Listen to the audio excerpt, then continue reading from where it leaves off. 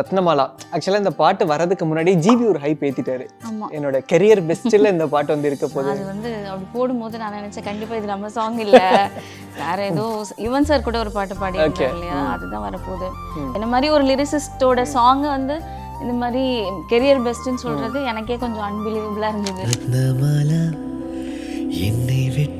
Lyca productions Subaskaran வழங்கும் அனுபமா பரமேஸ்வரன் நடிப்பில் lockdown December 5 முதல் உலகமெங்கும். சாரோட டியூனை கேட்கும் போது எனக்கு கண்ணில் தண்ணி வந்துடும். அமரன்ல வந்து அந்த லவ் பிரேக்கப் சாங் ஒன்று, அதுக்கு முன்னாடி வேற ஒரு டியூன் கொடுத்தாங்க. லிட்டரலாக நான் இது பராசக்தி நான் முன்னாடி எழுதினதுக்கு அப்புறம் தான் I got chances for Amaran. அவருக்கு வந்து இந்த சாங்கை போட்டு காமிச்சிருக்காங்க பராசக்தி. அவருக்கு வந்து ரொம்ப பிடிச்சிருச்சு போல. திடீர்னு ஜிவி சார் கால் பண்ணிட்டு உங்களோட சாங் எஸ்கே சாருக்கு ரொம்ப பிடிச்சிருச்சு, அமரன்ல நீங்க எழுதணும்னு கேட்குறாங்க. இந்த பாட்டு விஷுவலா ஐ மீன் சுதா மேம் வந்து ஃபர்ஸ்ட் உங்களுக்கு நரேட் பண்ணாங்க, பட் விஷுவலா நீங்க இப்பதான் பார்த்திருப்பீங்க சம்பர். பார்த்தப்ப எப்படி இருந்தது? என் பாட்டை நான் ஃப்ரேம்ல பார்த்ததே கிடையாது. அது அமரனுமே அது வந்து கதையோட அப்படியே போயிடும். இது மாதிரி ஒரு சாங்கை நான் பார்க்கும்போது எனக்கு அப்படியே பயங்கர பூரிப்பாயிடுச்சு. அதுவும் அவங்க 2 பேரும் செம்மையா டான்ஸ் பெர்ஃபார்மன்ஸ்லாம் பார்க்கறதுக்கே அவ்வளோ பியூட்டிஃபுல்லா இருக்கு. ஹாய் ஜெயஸ்ரீ, எப்படி இருக்கீங்க? நல்லா இருக்கேன், நீங்க எப்படி இருக்கீங்க? நல்லா இருக்கேன், ரொம்ப சந்தோஷமா இருக்கு. இந்த ஒரு கான்வர்சேஷன்ல நிறைய விஷயங்கள் ஷேர் பண்ண போறோம், பேச போறோம். அண்ட் ரத்னமாலா, ஆக்சுவலா இந்த பாட்டு வரதுக்கு முன்னாடி ஜிவி ஒரு ஹைப் ஏத்திட்டாரு.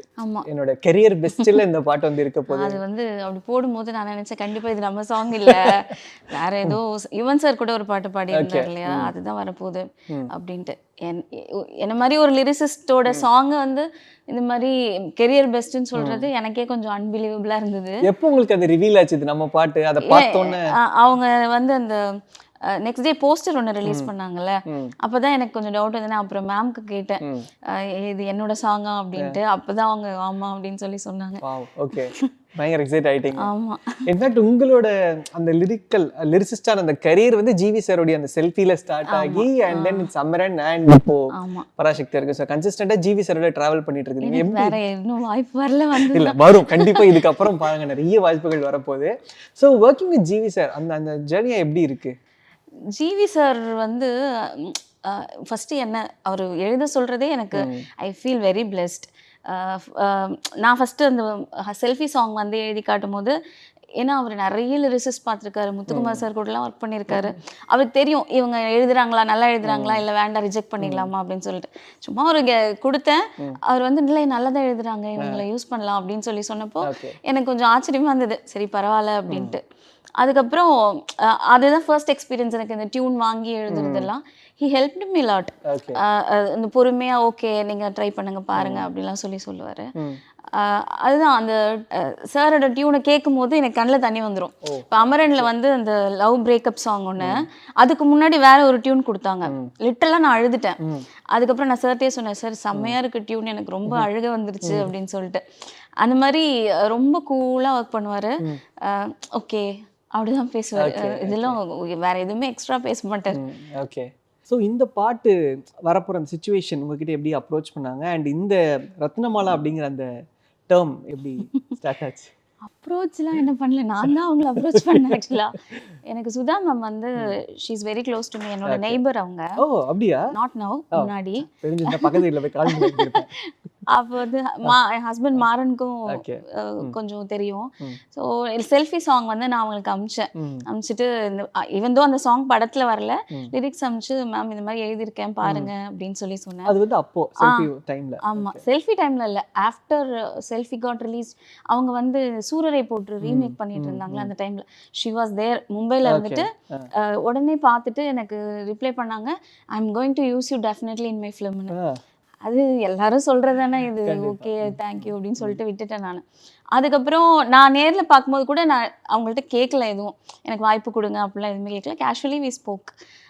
அதுக்கப்புறமா அவங்களோட படம் அனௌன்ஸ்மெண்ட், பராசக்தி அனௌன்ஸ்மெண்ட் வரும்போது நான் கங்க்ராச்சுலேட் பண்ணி அவங்களுக்கு மெசேஜ் போட்டேன், you are going to work in this ஃபிலிம்னு சொன்னாங்க. திருப்பியும் எனக்கு வந்து நம்பவே முடியல. அது ஆக்சுவலாக இப்படி தான் சொல்லுவாங்க அப்படின்னு விட்டுட்டேன். பார்த்தா அவங்களே எனக்கு ஒரு நாள் கால் பண்ணி ஆஃபீஸ் வாங்க அப்படின்னு சொன்னாங்க. அப்பயும் போகும்போது என்ன யோசிச்சிட்டே போகிறேன், நம்ம பாட்டு எப்படியும் படத்தில் வராது, ஒரு பிட்டு சாங் தான் கொடுக்க போகிறாங்க, அட்லீஸ்ட் இதாவது கொடுக்குறாங்களே இவ்வளோ பெரிய படத்தில் அப்படின்னு சொல்லிட்டு போனால் she started explaining the scene எல்லாமே எக்ஸ்பிளைன் பண்ணுறாங்க. எனக்கு கொஞ்சம் சரியில்லாக இருந்தது. பட் அது வந்து ஒரு லக்கு தான் சொல்லணும். அதுக்கப்புறம் அதுலயும் ஜிவி சாரையும் சொல்லணும். சுதா மேம் வந்து எனக்கு தெரியும், அதனால அவங்க சான்ஸ் கொடுக்குறாங்கனாலும் ஹி அக்ரீட். ஓகே இவங்க நல்லா பண்ணுவாங்க. அதுவும் அவங்களோட இதுல வந்து அமரன் ரிலீஸ் ஆயிடுச்சா? ரிலீஸ் ஆகல? இல்ல ரிலீஸ் ஆகல. ஓகே. இது பராசக்தி நான் முன்னாடி எழுதிட்டேன். ஓகே. எழுதினதுக்கு அப்புறம் தான் I got chances for Amaran. Okay. So பராசக்தினால அமரன் ஹேப்பன். ஆமா. அது சிவா சார், எஸ்கே சார், அவருக்கு வந்து இந்த சாங் போட்டு காமிச்சிருக்காங்க பராசக்தி. அவருக்கு வந்து ரொம்ப பிடிச்சிருச்சு போல. ஐ வாஸ் இன் மை ஏதோ டாட்டருக்கு உடம்பு சரியில்லைன்ட்டு ஹாஸ்பிட்டல் ஐ அட்மிட்டட் ஹர். திடீர்னு ஜிவி சார் கால் பண்ணிட்டு நான் நினச்சேன் குழந்தைக்கு உடம்பு சரியில்லை ஏதோ கேட்கறதுக்காக கால் பண்ணுறாரு அப்படின்னு பார்த்தா உங்களோட சாங் எஸ்கே சாருக்கு ரொம்ப பிடிச்சிருச்சு, அமரன்ல நீங்க எழுதணும்னு கேட்குறாங்க. எனக்கு ஒன்றுமே சொல்ல முடியல. அப்புறம் I was very happy. I started working with him. அமரன்ல 2 சாங் எழுதினேன். அன்ஃபார்ச்சுனேட்லி ஒன்று வைக்கல அவங்க. அதுக்கப்புறம் இந்த சாங் மட்டும். அந்த பாட்டு எப்படி இருந்திருக்கும்? அது லவ் போர்ஷனா இல்ல? அது லவ் போர்ஷன் தான். ஆனா அதுதான் அது ரெக்கார்டே பண்ணல. ஓகே, வச்சிருங்க. மேபி வேற எதனா படத்துக்கு யூஸ் பண்ணிக்கலாம்னு நினைக்கிறேன். ஆனா உங்களுக்கு அந்த காம்போ ஒன்று ஒரு மேஜிக்கா ஒர்க் ஆயிடுச்சு. ஜிவி, எஸ்கே அண்ட் எனக்கு ரொம்ப கம்ஃபர்டபிள் ஆயிடுச்சு உங்க கூட ஒர்க் பண்றது. அதுவும் அவங்களும் வந்து என்ன நம்பி எனக்கும் ஒரு வாய்ப்பு கொடுக்குறாங்கல்ல. கண்டிப்பா கண்டிப்பா. என்னன்னா ஒரு பக்கம் லிரிசிஸ்டா இருக்கீங்க, இன்னொரு பக்கம் ஐடில வேலை பார்த்துட்டு இருக்கீங்க. So how you are balancing the both? Balancing வந்து கொஞ்சம் கஷ்டம் தான். பட் எல்லாருமே வந்து கெரியரை விட்டுட்டு தான் அப்புறம் நம்மளோட பேஷனை பார்க்கணும்னு நினைக்கிறதுல எனக்கு உடன்பாடு இல்லை. இதுவும் பிடிச்சிருந்து அதுவும் பிடிச்சிருந்தா ரெண்டுமே பண்ணலாம். ஏதாவது ஒன்றத்தை விட்டுட்டு தான் வரணும் அப்படின்னு இல்லை. ஸோ நம்ம ரெண்டுமே வேணும்னா ரெண்டுத்துக்கும் உழைச்சி தான் ஆகணும். கண்டிப்பா. ஒர்க் பிளேஸ்ல தெரியுமா நீங்க தான் அந்த சோன்சோ லிரிசிஸ்ட்? தெரியும். ஓகே. நான் சொல்ல மாட்டேன் எப்பவுமே, எடுத்தோடனே எல்லாம் சொல்ல மாட்டேன். அவங்களா தெரிஞ்சுட்டு என்னோட இன்ஸ்டாகிராம் ஃபாலோ பண்ணதுக்கு அப்புறம் அவங்களுக்கு தெரிஞ்சிடும். கேட்பாங்க, நாங்க சொல்லவே மாட்டீங்க இவ்வளவு பெரிய ஆளு அப்படின்னு. நான் அவ்வளவு பெரிய ஆள்லாம் இல்ல அப்படின்ட்டு அதுக்கப்புறம் they will know. Nice nice nice. So அந்த ஒரு ஸ்டார்டம் அங்க யூஸ்வலி அது வந்து அங்க நல்லது இல்ல. நம்ம ஒர்க்ல நம்ம கான்சென்ட்ரேட் பண்ண முடியாது. ஸோ இந்த பாட் விஷுவலா, ஐ மீன் சுதா மேம் வந்து ஃபர்ஸ்ட் உங்களுக்கு நரேட் பண்ணாங்க, பட் விஷுவலா நீங்க இப்பதான் பார்த்திருப்பீங்க சம்வேர். பார்த்தப்ப எப்படி இருந்தது? எனக்கு ரொம்ப அதுதான் சொல்றேனே, நான் என் பாட்டை நான் இது ஃப்ரேம்ல பார்த்ததே கிடையாது.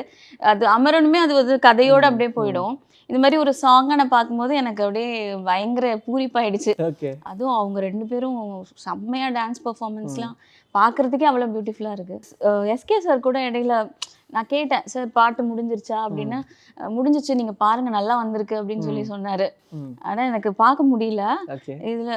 ஆனா இன்னொரு சாங் ஒன்று எழுதியிருக்கேன், அது பார்த்தேன், அது ரொம்ப நல்லா இருக்கு. ஓகே, சோ அதுவும் வெயிட்டிங்ல இருக்கு. ஓ, அப்ப வந்து 2 பாட்டு இந்த படத்துல. செம்ம செம்ம. அது என்ன மாதிரி பாட்டா இருக்கும்? அதுவும் லவ் தான். ஓகே. அது கைண்ட் ஆஃப் டுயட். இது சார் மட்டும் பாடுற மாதிரி இருந்துச்சு. ஓ வாவ், வெயிட் பண்ணுறோம். அதுக்கும் நாங்கள் இப்போ வெயிட் பண்ணிருக்கோம்.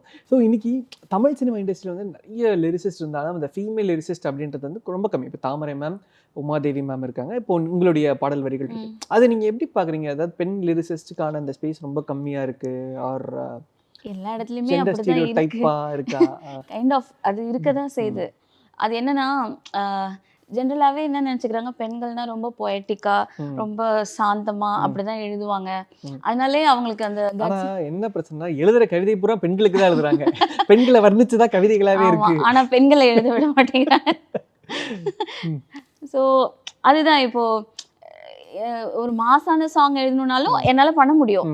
பட் அந்த ட்ரஸ்ட் வந்து அவங்களுக்கு வர மாட்டேங்குது. அதுதான் ரீசன் நினைக்கிறேன். அப்படிதான் நினைக்கிறீங்க. பட் நீங்க லிரிசிஸ்டா யாரோட லிரிக்ஸ் ரொம்ப அட்மையர் பண்றீங்க? ரொம்ப Muthukumar sir, Vairamuthu sir, Thamarai ma'am, ஒருத்தர்லாம் சொல்ல முடியாது. எனக்கு பாட்டுனாலே I first listen to the lyrics. சின்ன வயசுலேருந்தே அப்படிதான். என்ன எழுதியிருக்காங்க, அதில் என்ன மீனிங் வருது அப்படின்றது தான். அதனால எல்லாருமே I like the most. Nice. Quickly what we gonna do is சில கமெண்ட்ஸ் இருக்கு லிரிக்ஸ். ஐயோ, we gonna talk about those comments. நீங்க எப்படி கமெண்ட்ஸ் நீங்களும் பார்த்திருப்பீங்க. யூடியூப் கமெண்ட்ஸ், யூடியூப்ல அந்த பாட்டுக்கு கீழே சில கமெண்ட்கள் வந்திருக்கு இல்லையா?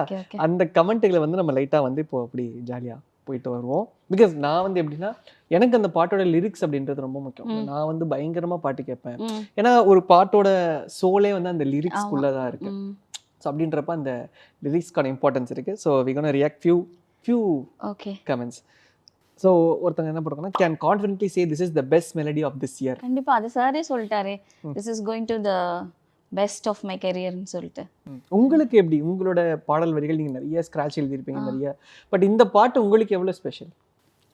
ரொம்ப ஸ்பெஷல். ஏன்னா இதுதான் என்னோட ஃபுல் லென்த் சாங்கு படத்தில் இருக்க போது. ஜிவி சாரோட 100th ஃபிலிமு, சிவகார்த்திகேயன் சாரோட 25th ஃபிலிமு, இதெல்லாம் விட இதுதான் பெரிய ஸ்பெஷலான ஒரு மூமெண்ட்டு. அதுவும் இல்லாமல் பீரியட் ஃபிலிம் இல்லையா இது. ஸோ நம்ம கேஷுவலாக லிரிக்ஸ் வந்து எழுதிட்டு போயிடலாம். இதுக்கு நிறைய ப்ரிப்ரேஷன்ஸ் தேவைப்பட்டுச்சு. கரெக்டாக அந்த வார்த்தைகள் அதில் பொருத்தணுங்கும் போது ரொம்ப ரொம்ப ஸ்பெஷல். இது வந்து இந்த மாதிரி பிகினர்ஸ்க்கெல்லாம் கிடைக்காது இந்த ஆப்பர்ச்சுனிட்டி. ஓகே. ஸோ ரத்னமாலான்ற அந்த நேம் அது வந்து ஹீரோயினோட நேமாவும் அதில் இருக்குன்றது இதில் தெரிஞ்சிருச்சு. ரத்னமாலா என் மாமியாரோட பேர் ஆக்சுவலாக. Okay, nice. அது வந்து என் ஹஸ்பண்ட் வந்து இனிஷியலாக he was working in this film. Like ஒரு பேஸாக ஒரு ஐடியா வந்து ஹி செட் டு மேம். அப்போது அது சொல்லும் போது அவரோட அம்மா பேரையும் அந்த ஹீரோயினுக்கு வச்சு ஒரு ஆசையாக சொன்னார். அவங்களுக்கு அந்த பேர் ரொம்ப பிடிச்சிருந்தது, அதனால அதையே யூஸ் பண்ணிட்டாங்க. அப்படியே லிரிக்கலாகவே ஆமாம், பாட்லேயும் அது வரணும்னு சொன்னாங்க. அதனால அது ரொம்ப நல்லது. அதோட ஸ்டார்டிங்கே வந்து ரத்னமாலா அப்படின்னு. ஆமாம், ஜிவி சார் தான் அது. இன்ஃபேக்ட் அவரோட வாய்ஸ்ல அவரே வந்து அது ஒரு பியூட்டிஃபுல்லா வந்து பண்ணியிருப்பாருன்னு நினைக்கிறேன். ரொம்ப ப்ரீஸியா, ரொம்ப இறைச்சலே இல்லாம நல்லா இருக்கும்ல. கண்டிப்பா. Okay. Who all thought they opened Telugu version accidentally? நானும் நினைச்சேன் ஆக்சுவலா. எனக்கு தெரியும் தெலுங்கு ஸ்டார்ட் ஆகும்ட்டு, பட் ஸ்டில் நான் ஓபன் பண்ணும்போது எனக்கு அப்படிதான் தோணுச்சு.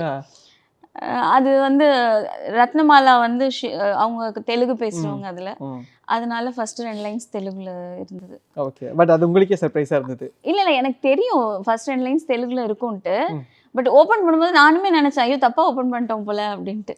ஓகே. வா மச்சான் வா மச்சான், இந்த இறைச்சல் ஜென்ரேஷன்லயும் மெல்டிங் மெலடிஸ் கொடுக்க ஒருத்தர் இருக்கான்னு மனசு ரொம்ப நிம்மதியா இருக்கு தல. I also agree. I agree. What do you feel about this today's music? அதுதான், மியூசிக் ரொம்ப ஜாஸ்தியாக இருக்குது, லிரிக்ஸ்க்கு பெருசாக இம்பார்ட்டன்ஸ் இல்லை. அப்படியே அந்த லிரிக்ஸ் இருந்தாலும் அது வெளியில் தெரியறதில்ல. எனக்கு வந்து நம்மளோட ஒர்க்கும் தெரியுதுங்கும் போது இந்த மாதிரி சாங்ஸ் தான் நமக்கு பிடிக்குது. அதுவும் இல்லாமல் நம்மளாம் 90s அந்த கிட்ஸ்ன்றதுனால அது நமக்கு அது செட் ஆகலை. ஓகே. ஒருத்தங்க போட்டிருக்காங்க ஸ்லோ பாய்சன் இல்ல டைரக்ட் பாய்சன். உண்மை, நான் அதான் சொல்றேனே, லிரிக்ஸ் எல்லாம் எழுதுறதுக்கு முன்னாடியே அவரோட டியூனை கேட்டாலே you will know it's a poison. அப்படிதான் இருக்கும். மேபி ஃப்ரம் ஏஆர் சாரோட அந்த ஒரு அது கண்டிப்பா இருக்கும்ல, some family and all those stuffsல. அதுவும் இல்லாம எல்லா சாங்குமே பாத்தீங்கன்னா அவரு ஹம் பண்ணி டியூன் கொடுப்பாருல்ல. இந்த ஒரு சாங்ல தான் நீங்க அவர் வாய்ஸ் கேக்குறீங்க. நான் எல்லா சாங்குமே இனிஷியலா அவரோட வாய்ஸ்ல தான் கேட்பேன். ஓகே. சோ அந்த மேஜிக் அப்படியே பயங்கரமா இருக்கும் அதுல. சூப்பர் சூப்பர் செம. அண்ட் தொடர்ந்து இப்போ அடுத்து இப்போ மண்டாடி அப்படின்ற ஒரு ப்ராஜெக்ட் வந்து உங்க ஹஸ்பண்ட் பண்ணிட்டு இருக்காரு. So we know that. So அதுல எழுதுறதுக்கான வாய்ப்புகள் எழுதியிருக்கீங்க. அதுல தான் அந்த சேட் வெர்ஷன் ஒன்று சொன்னல, கண்ணில் தண்ணி வரும்னு சொல்லிட்டு அதை திரும்ப திரும்ப பண்ணிட்டே இருக்காரு ஜிவி சார். ஓகே. அதை கேட்டிங்கனாலே அப்படியே உங்களோட உயிரை அப்படியே பிடிச்சி வெளியில எடுத்து போடுற மாதிரி இருக்கும். ஓகே. ஸோ 2 சாங் எழுதியிருக்கேன் அதில். எனக்கு தெரிஞ்சு அந்த அந்த நாமுத்துக்குமார் நாமுத்துக்குமார் ஜிவிக்கு அப்புறம் இப்போ ஜிவி அண்ட் ஜெயஸ்ரீயோட காம்போ கொஞ்சம் பெரிய விஷயம். அப்படிலாம் நடந்ததுன்னா ரொம்ப சந்தோஷம். பயங்கரமா ஒர்க் அவுட் ஆகிட்டு இருக்குன்றது எங்களுக்கு தெரியுது. ஏன்னா சின்ஸ் நானுமே நிறைய இடத்துல ஃபீல் பண்ணதுன்னா, நிறைய பேர் சொல்றது இப்போ நாமுத்துக்குமார் போனதுக்கு அப்புறம் ஒரு வேக்கண்ட் இருக்கு, லிரிக்கெல்லாம் நிறைய மிஸ் ஆகுது.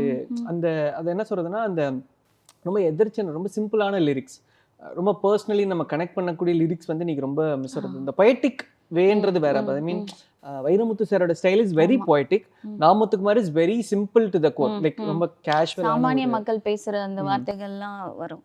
அதான் that's why we all love them. No அதுக்கான ஆப்பர்ச்சுனிட்டிஸ் வந்ததுன்னா நமக்கு அது கிடைக்கும்னு நினைக்கிறேன். ஓகே. உங்களுக்கு எந்த இசையமைப்பாளரோட ஒர்க் பண்ணணும்னு ஒரு ஆசை? எனக்கு எல்லாரும் கூட தான் பண்ணணும். இது ஒருத்தர்